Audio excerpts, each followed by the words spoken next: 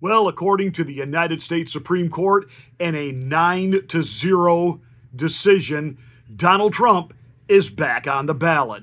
Let's get ready to rumble! You can't handle the truth. I'm surviving on the top of the line!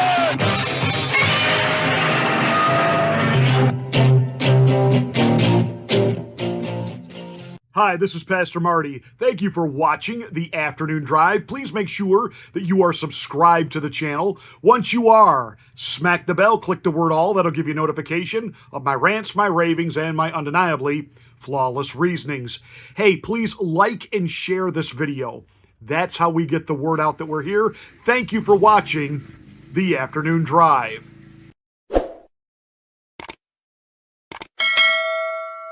Well, it started with Colorado eliminating Donald Trump from the ballot, claiming the 14th Amendment, that he was an insurrectionist and therefore he was absolutely ineligible to run for the United States presidency. That, of course, triggered other states attempting the same, where just a week or two ago, one lone libloon judge in the state of Illinois removed Donald Trump from the ballot. The Supreme Court stepped in, and with a 9-0, that means all 9 justices, including the liberals on the court, they all sided with Trump. Bump, ba-dum, bump, that he absolutely is eligible to run for the presidency, and these states have no standing, no case.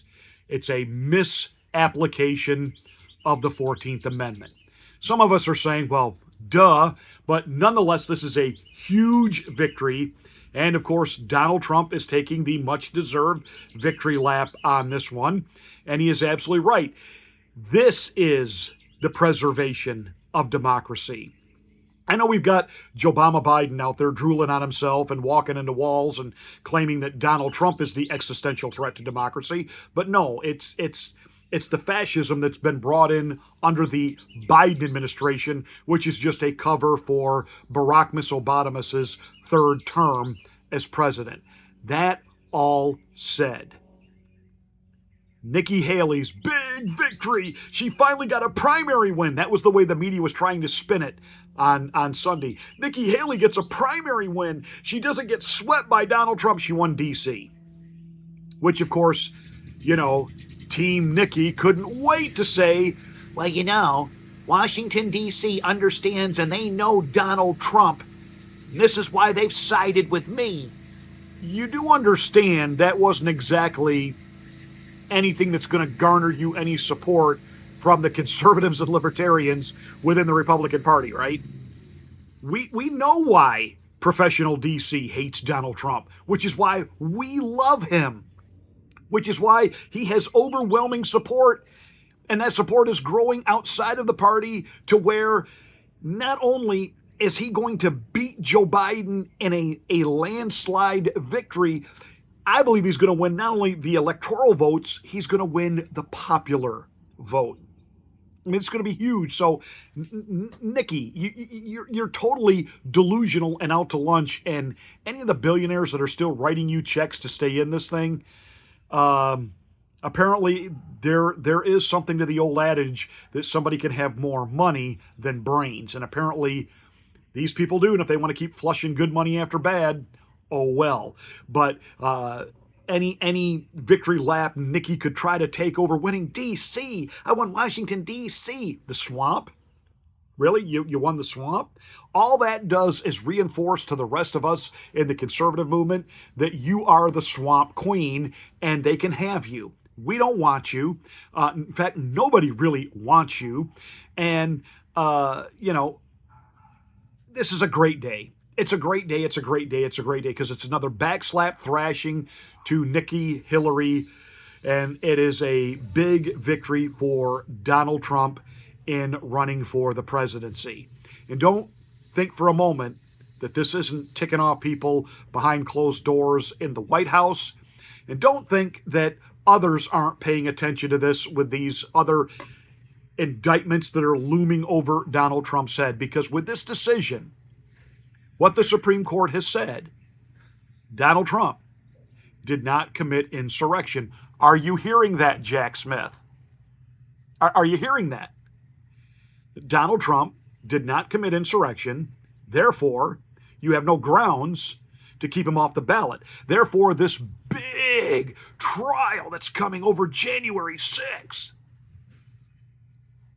the Supreme Court decision today kind of neuters that in a big way. And I've been saying right along, how do you find him guilty of something he hasn't been charged with? All the indictments that have come at him, there is no indictment of insurrection. He's not been charged with that.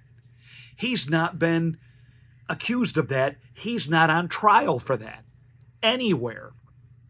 And so these judges making these lone arbitrary decisions, now you can't run for president in our state because you're an insurrectionist. And the Supreme Court stepped in and said, no, he's not. And the trial that is coming up over January 6th, accusing Donald Trump of insurrection, the Supreme Court decision kind of says, yeah, no, And that even applies now to what's happening in Georgia. Even though that's a state charge and not a federal charge, you know, the whole election tampering, he made a phone call. And I love how even some of the guests on with Megyn Kelly love to talk about this phone call that Donald Trump made to Georgia. It is problematic. Really? Really?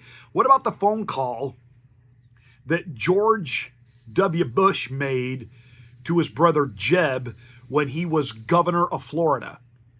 Remember when Florida was given to Al Gore? And George W. Bush, he talked about it openly. I called my brother, said, what's going on down there?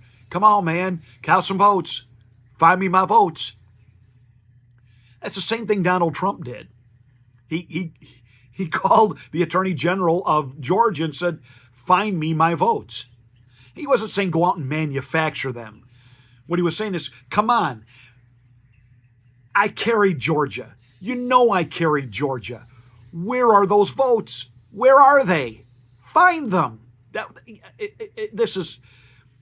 But see, now with this decision by the Supreme Court, basically saying, no, you can't keep him off the ballot. He didn't commit insurrection. Well, if he didn't commit insurrection, he didn't interfere with the election.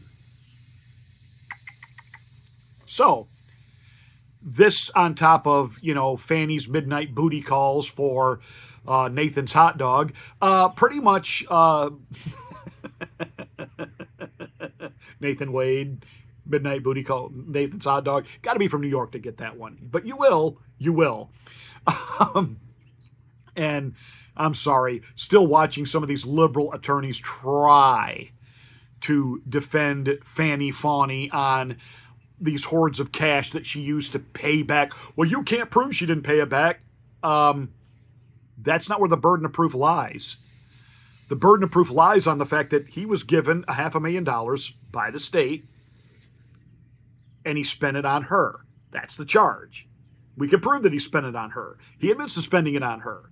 It's illegal and unethical for him to do that. So all we have is his word she paid it back. Okay, where's his proof? Where's Fanny's proof? If they were being audited, and they will be by the IRS, and they simply claim, $200,000 worth of travel, and you paid half of it back to Mr. Wade via cash. Do you have receipts? No. My daddy didn't tell me I had to have receipts. He just told me to pay things in cash. Is there an IRS agent? Even an IRS agent of color that's going to buy that argument? Of course not. Of course not. So Fanny's cooked, and even the Supreme Court decision is one more cherry on that sundae.